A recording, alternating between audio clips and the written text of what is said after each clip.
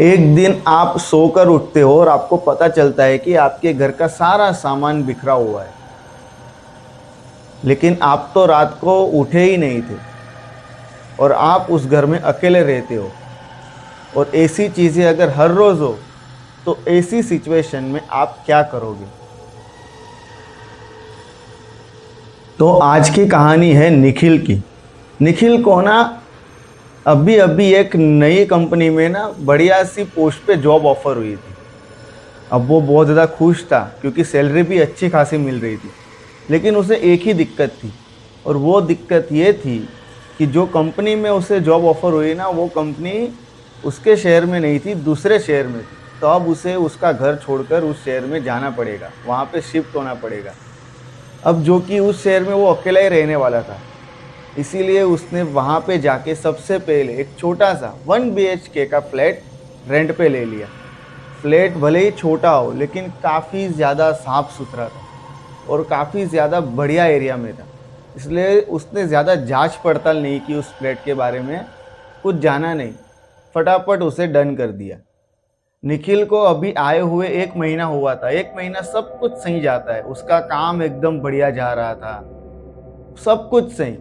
और निखिल ने ये छोटा फ्लैट ये सोच के लिया था कि वो वहाँ पे अकेला रहने वाला था। और दूसरा कि पूरे दिन तो वो काम के सिलसिले में ऑफिस में रहने वाला था, सिर्फ रात को सोने के लिए आने वाला था फ्लैट में। अब ये सब कुछ चीज़ तो सही है, लेकिन 1 महीने के बाद उसके साथ ना कुछ अलग अलग चीज़ें होती है।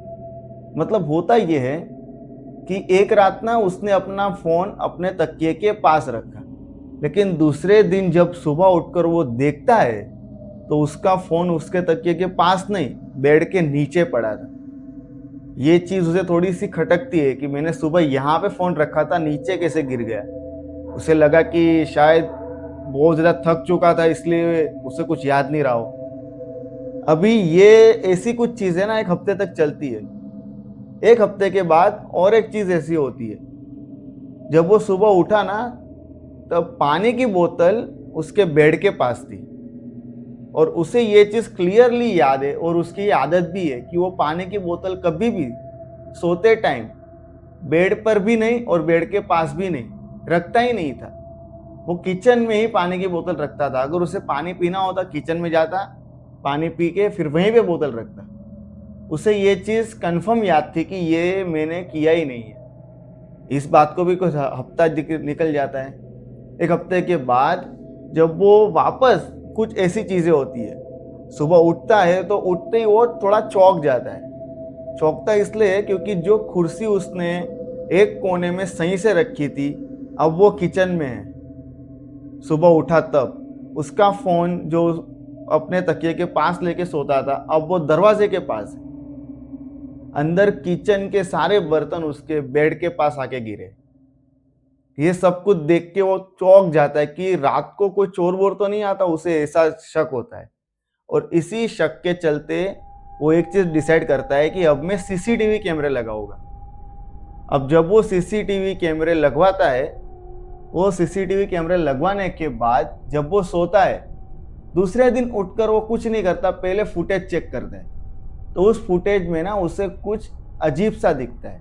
उसे दिखता है कि वो खुद ही उठकर ये सारी चीजें कर रहा है।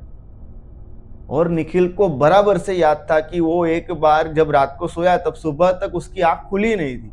तो फिर ये हुआ क्या? उसे लगा शायद उसे कोई बीमारी हुई है, स्लीप वॉकिंग, नींद में चलने की बीमारी बोलते हैं जिसे। उसने डॉक्टर को दिखाया लेकिन सब कुछ नॉर्मल आया।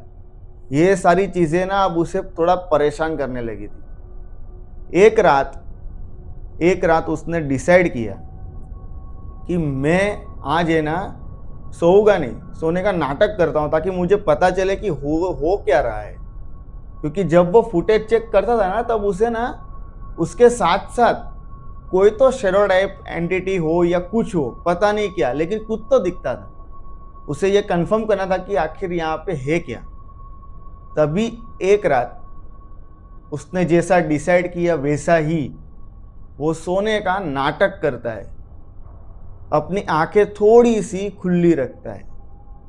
तभी ना रात के कुछ 1 या 2 बजे की बात है, अचानक ना उसे ऐसा महसूस होता है कि उसकी गर्दन, उसके दोनों हाथ, कमर और उसके दोनों पैर किसी ने पकड़ लिए और उसे जबरदस्ती उठाकर उसी के हाथों, उसी के घर की चीजें इधर उधर फेंक रहा है, मानो जैसे कोई उसे कंट्रोल कर रहा हो। वो पपेट आते हैं ना, पपेट को कैसे कंट्रोल करते हैं, वैसे कोई उसे कंट्रोल कर रहा हो।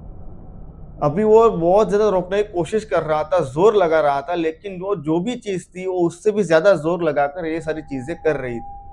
तभी उसकी नजर जाती है सामने के शीशे में। तब वो पाता है कि उसे कोई शैडो ने पकड़ रखा है और वो शैडो उससे ये सारे काम करवा रही है। ये चीज देख के वो बहुत ज्यादा डर जाता है। उस रात वो अपना फ्लैट छोड़कर उसका ऑफिस का एक दोस्त है, उसके घर पे जाके वो रात बिताता है। वो सारी बात उसे बताता है कि ऐसा ऐसा हो रहा है। उसके ऑफिस के दोस्त ने उसे अपने ही सोसाइटी में और एक फ्लैट रेंट पे दिलाया और उसके बाद निखिल वहाँ पे कभी रहने नहीं गया। लेकिन ताज्जुब की बात यह है कि उसके बाद जो भी उस कमरे में रहने आया जहाँ पे निखिल रहता था, उस कमरे में सबके साथ ये चीज़ें होने लगी। और यहाँ पे एक बात यह कि उस दिन के बाद ना जब ये चीज़ें ज़्यादा बढ़ गई तो उस फ्लैट को एकदम बंद कर दिया गया। लेकिन फिर भी उस फ्लैट में से आवाज़ आती जैसे कोई सामान सरकाता हो। और सबसे बड़ी बात यह कि जो भी वहाँ पे था, जो भी शैडो, जो भी एंटिटी, जो भी वहाँ पे रहता था, उसने आज तक किसी को नुकसान नहीं पहुंचाया। लेकिन उसका ये सब करने के पीछे का रीज़न क्या था, किसी को नहीं पता।